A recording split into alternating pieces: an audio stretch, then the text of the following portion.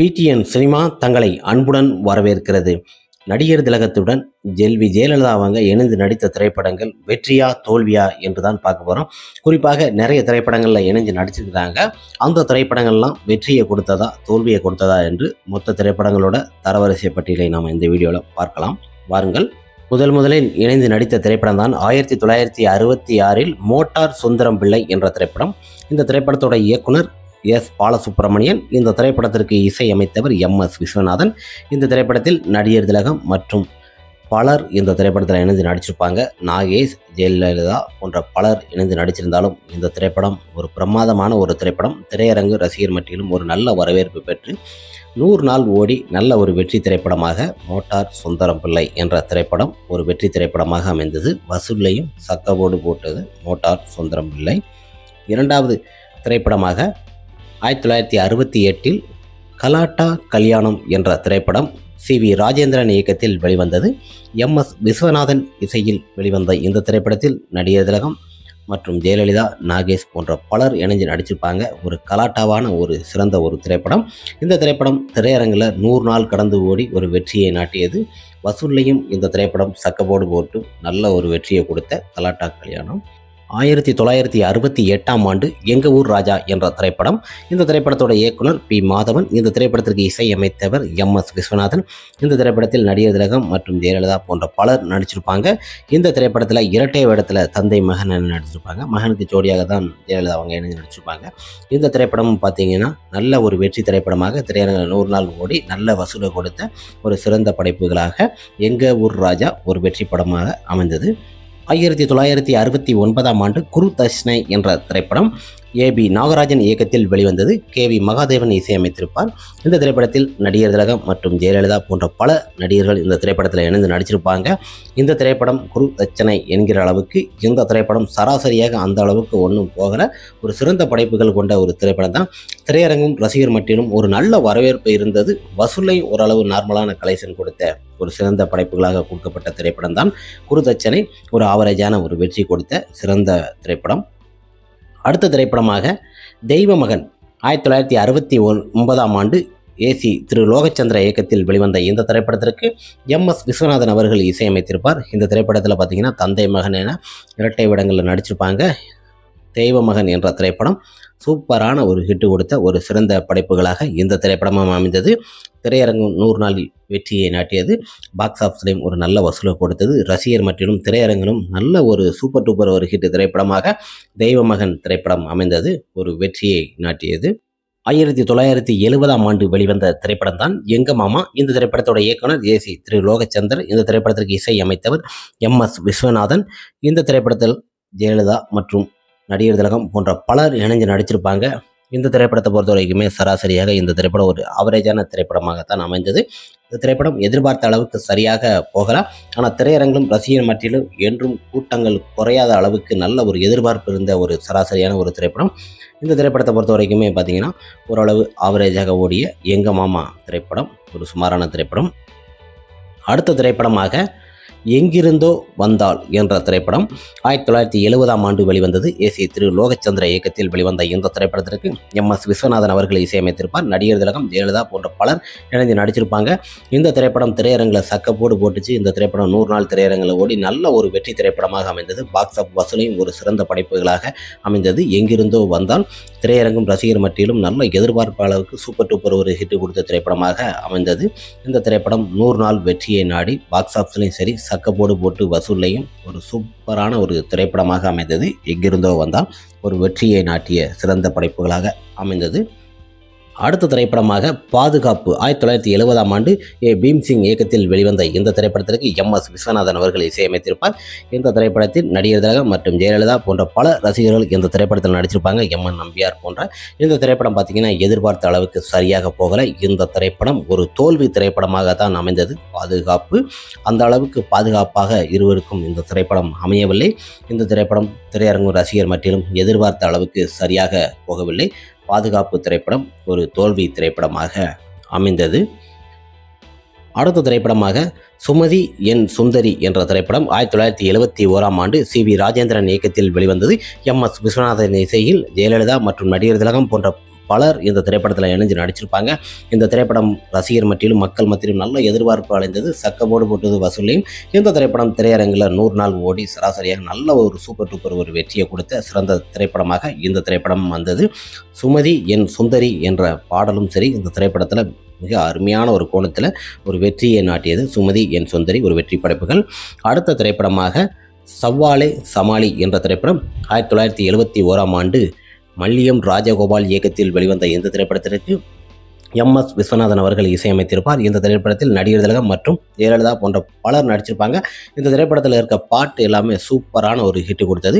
இந்த திரைப்படம் திரையரங்கில் 100 நாள் ஓடி நல்ல ஒரு வெற்றியை கொடுத்தது. சக்கப்போடு போட்டது வசூலையும். அந்த அளவுக்கு ஒரு பிரமாதமான ஒரு திரைப்படமாக அமைந்த திரைப்படம் தான் சவ்வாலே சமாளி என்கிற திரைப்படத்தோட பாடல் எல்லாமே சூப்பராக ஒரு ஹிட் கொடுக்குற அளவுக்கு பிரமாதமான ஒரு படைப்பு. இந்த திரைப்படம் வசூலையும் சரி ரசிகர் மட்டிலும் நல்ல ஒரு எதிர்பார்ப்பு ஊட்டிய ஒரு சிறந்த படைப்புகளாக அமைந்த திரைப்படம் தான் சவ்வாலே சமாளி. இந்த திரைப்படம் ஒரு பெரிய வெற்றி திரைப்படம். ராஜா 1972ஆம் ஆண்டு CV ராஜேந்திரன் இயக்கத்தில் வெளிவந்த இந்த திரைப்படத்திற்கு MS விஸ்வநாதன் அவர்கள் இசையமைத்திருப்பார். இந்த திரைப்படத்தில் நடிகர் திலகம் மற்றும் ஜெயலலிதா போன்ற ரசிகர் பட்டாளங்கள் நடிச்சிருப்பாங்க. ராஜா என்ற கோணத்தில் ஜெயலலிதா அவர்கள் இந்த திரைப்படத்தில் மாடனாக நடிச்சிருப்பாங்க. ஒரு சூப்பரான ஒரு திரைப்படம் தான் ராஜா. இந்த திரைப்படம் திரையரங்கில் 100 நாள் ஓடி சக்கப்போடு போட்டது. பட்டி தொட்டியெல்லாம் இந்த திரைப்படம் கலக்கிய ஒரு சிறந்த திரைப்படமாக ராஜா என்ற திரைப்படம் அமைந்தது. திரையரங்கும் ரசிகர் மட்டிலும் எதிர்பார்த்த அளவுக்கு இந்த திரைப்படம் 100 நாள் ஓடி நல்ல ஒரு வெற்றி படைப்புகளாக அமைந்த திரைப்படம் தான் ராஜா. ஒரு வெற்றி ராஜாவாக அமைந்தது. சூப்பர் திரைப்படம். இந்த திரைப்படத்தை பொறுத்த வரைக்குமே நடிகர் திலகம் மற்றும் ஜெயலலிதா இணைந்து நடித்த ராஜா திரைப்படம் மிகப்பெரிய ஒரு வெற்றி திரைப்படமாகவும் அமைந்தது. அடுத்த திரைப்படமாக 1972ஆம் ஆண்டு பட்டிக்காடா பட்டணமா என்ற திரைப்படம் பி மாதவன் இயக்கத்தில் வெளிவந்தது. MS விஸ்வநாதன் இசையில் வெளிவந்த இந்த திரைப்படத்தில் நடிகர் திலகம் மற்றும் ஜெயலலிதா போன்ற பலர் இணைந்து நடிச்சிருப்பாங்க. பட்டிக்காடா பட்டணமா என்ற பாட்டும் சூப்பராக இருக்கும். இந்த திரைப்படத்தில் இருக்க எல்லா பாட்டுமே பார்த்திங்கன்னா சூப்பரான ஒரு படம். இந்த திரைப்படம் பார்த்திங்கன்னா 100 நாள் ஓடி நல்ல ஒரு வெற்றி திரைப்படமாக அமைந்தது. பட்டிக்காடா பட்டணமா என்கிற அளவுக்கு மிக பிரமாதமாக நடிகர் திலகம் அவர்கள் இந்த திரைப்படத்தில் நடிச்சிருப்பார். அது அந்த கொண்டை போட்டு வர ஸ்டைலில் இருக்கட்டும் நடிகர் திலகத்துக்கு அந்த அளவுக்கு ஒரு அற்புதமாக இந்த திரைப்படத்தில் நடிச்சிருப்பார். இந்த திரைப்படமும் ஒரு பெரிய வெற்றி திரைப்படமாக அமைந்தது. 1972இல் வெளிவந்த திரைப்படம் தான் தர்மம் எங்கே திரைப்படம். இந்த திரைப்படம் AC திரு லோகச்சந்திர இயக்கத்தில் வெளிவந்தது. இந்த திரைப்படத்திற்கு இசை அமைத்தவர் MS விஸ்வநாதன். இந்த திரைப்படத்தை பொறுத்த வரைக்குமே அந்த அளவுக்கு சரியாக போகல. ஒரு பிளாப் திரைப்படமாக தான் இந்த திரைப்படம் அமைந்தது. தர்மம் என்கிற அளவுக்கு இந்த திரைப்படத்துக்கு தர்மம் கரெக்டாக கிடைக்கல.